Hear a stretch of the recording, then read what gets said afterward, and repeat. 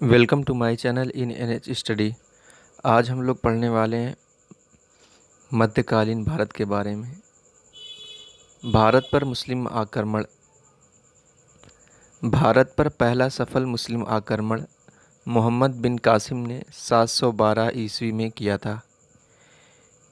याद रखिएगा, भारत पर सफल आक्रमण 712 ईस्वी में मोहम्मद बिन कासिम ने किया था।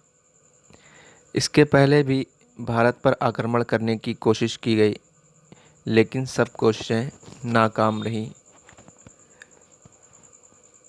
मोहम्मद बिन कासिम ने सिंध एवं मुल्तान को जीत लिया था। जिस समय मोहम्मद बिन कासिम ने भारत पर आक्रमण किया था, उस समय सिंध का शासक ब्राह्मण वंशी राजा दाहिर था। उसके बाद आता है महमूद गजनवी। ये तुर्क आक्रमणकारी था। महमूद गजनवी ने भारत पर 1001 ईस्वी से 1027 ईस्वी के बीच 17 आक्रमण किए।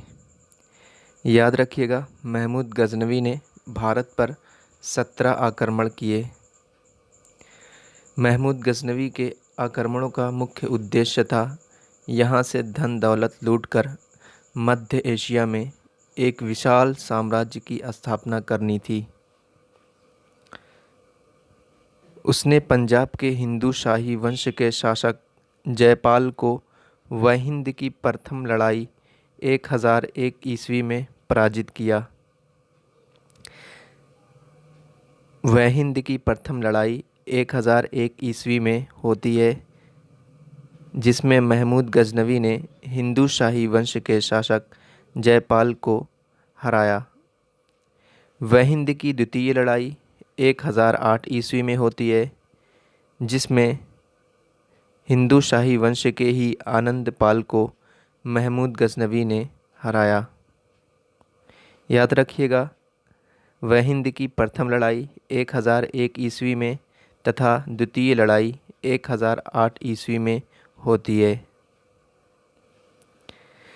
महमूद गजनवी द्वारा किया गया सबसे प्रसिद्ध आक्रमण 1025 ईस्वी में सोमनाथ के शिव मंदिर पर किया गया आक्रमण है। सोमनाथ के शिव मंदिर पर महमूद गजनवी ने 1025 ईस्वी में आक्रमण किया था। ये उसका सबसे प्रसिद्ध आक्रमण था तथा उसने यहाँ से सोने, चांदी और बहुत से कीमती चीज़ें लूटकर मध्य एशिया ले गया था। महमूद गजनवी के बाद दूसरा तुर्क आक्रमणकारी आता है, जिसका नाम होता है मोहम्मद गोरी। इसका विचार महमूद गजनवी के एकदम उल्टा होता है। इसका भारत पर आक्रमण करने का मुख्य उद्देश्य भारत में मुस्लिम साम्राज्य की स्थापना होती है। यह भारत में मुस्लिम साम्राज्य की स्थापना करना चाहता है। 1175 ईस्वी में चालुक्य सोलंकी वंश के शासक भीम द्वितीय ने आबू पर्वत के समीप मोहम्मद गोरी को पराजित किया था। आबू पर्वत के निकट 1175 ईस्वी में एक युद्ध लड़ा जाता है। ये युद्ध चालुक्य सोलंकी वंश के शासक भीम द्वितीय तथा मोहम्मद गोरी के बीच होता है, जिसमें मोहम्मद गोरी को हार का सामना करना पड़ता है। जिस समय मोहम्मद गोरी भारत में इंटर होता है, उस समय दिल्ली पर चौहान वंश के राजा पृथ्वीराज चौहान तृतीय का शासन चल रहा होता है। मोहम्मद गोरी और पृथ्वीराज चौहान के बीच दो लड़ाइयाँ हुईं, जिसे तराइन का युद्ध कहा गया। तराइन का प्रथम युद्ध 1191 ईस्वी में मोहम्मद गोरी तथा पृथ्वीराज चौहान के बीच हुआ, जिसमें गोरी को पराजय हुई तथा पृथ्वीराज चौहान की जीत हुई। उसके एक साल बाद, उसके 1 वर्ष बाद तराइन का द्वितीय युद्ध लड़ा जाता है, जिसमें पृथ्वीराज चौहान की हार होती है। तराइन के द्वितीय युद्ध के बाद मोहम्मद गौरी ने दिल्ली और अजमेर पर कब्ज़ा कर भारत में मुस्लिम साम्राज्य की नींव रखता है।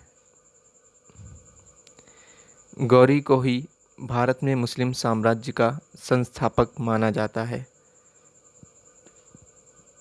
तराइन के द्वितीय युद्ध में पृथ्वीराज चौहान को हराने के बाद मोहम्मद गौरी अजमेर और दिल्ली पर कब्ज़ा कर लेता है। 1194 ईस्वी में चंदावर के युद्ध में कन्नौज के राजा जयचंद को हराता है।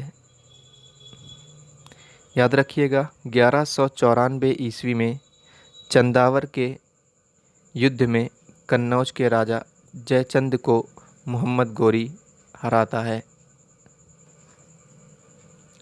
1206 ईस्वी में मोहम्मद गौरी की हत्या गजनी लौटने के क्रम में हो गई।